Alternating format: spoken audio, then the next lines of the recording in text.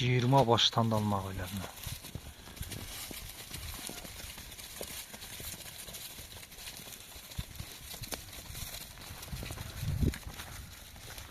Süt bardığı bir qora.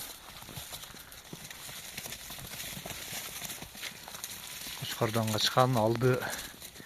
Gelin salıp koyğanlar var. Yanvardan nar turp başlayıp beripse.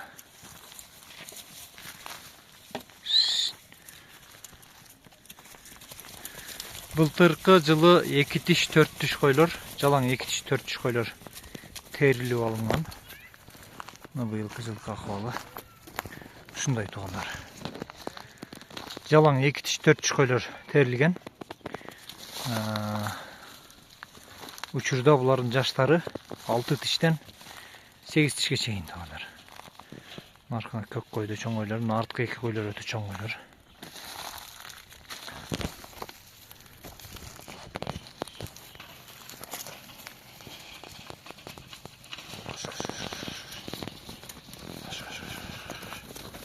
Eti dağı semiz tуугандар. Иттери дагы semiz.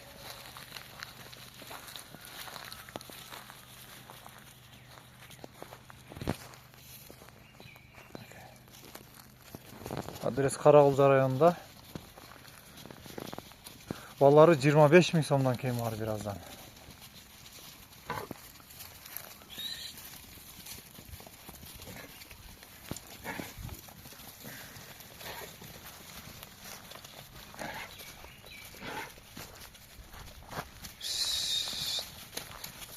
Жыйырма баш октон.